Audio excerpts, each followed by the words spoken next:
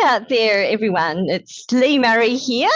I'm a Bram Stoker award-winning writer, and I'm here to talk about my colleague, Dave Jeffery, who's also a writer, and he is my co-chair on the Horror Writers Association Mental Health Initiative. But I'm here because Dave has just released a new book, and it's called Tribunal, and it's the fourth book in his A Quiet Apocalypse series. And I'm here to read a few words because Dave is just recovering from COVID and his throat and his voice is not doing too well at the moment. So I thought I'd give him a bit of a boost on launch day, because it's pretty tough to be launching a book when you, and this is the gorgeous cover, by the way, launching a book when you're just recovering from COVID. So anyway, a little bit about the series. A Quiet Apocalypse is basically an apocalypse, and in this case, the calamity that befalls the world is everyone is infected with a virus that causes deafness, and so it's a little bit like John Wyndham's A Day of the Triffids, but the aftermath is not to do with vision; it's to do with deafness in this case. So. Yeah, so it's a great premise. It's a fantastic series. I've loved every single one of them. And this is the fourth and last book in the series. It's a little bit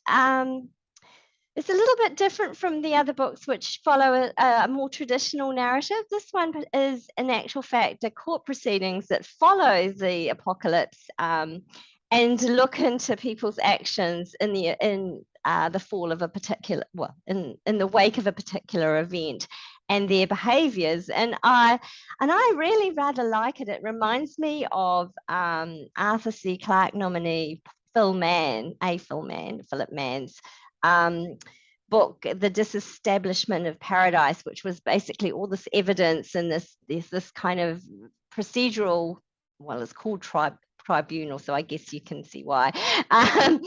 But all of the events and the different people involved and their testimonies about what went down. And what I love about it is it just gives the reader an opportunity to take all this evidence, consider the biases of the people involved, and actually make a decision about what you think happened and how people behaved yourself. You're not told what to think. You can come up with draw your own conclusions, just as if you were the member of the jury. So I rather like that, and I think that it's an innovative approach. The book is standalone, so you don't have to read the rest of the series to enjoy it. In fact, it gives quite a lot of insight into what has happened in the rest of the series.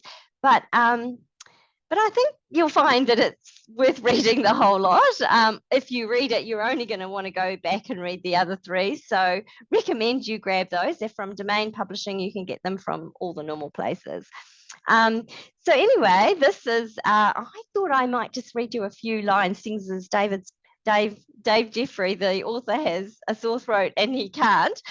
So I'm going to read a little teeny paragraph from the testimony of a woman named Anne Alice Pearson. And the testimony was taken down in 2037, so just a little bit ahead of now. She's known as Alice. And bear in mind that everyone in the community, well, pretty much everyone in the new world in this apocalyptic series is deaf, and so the testimony is written. And so it's quite effective in the way it's done. Anyway, this is a little piece of Alice's testimony. There's no easy way to say it. I lost everything.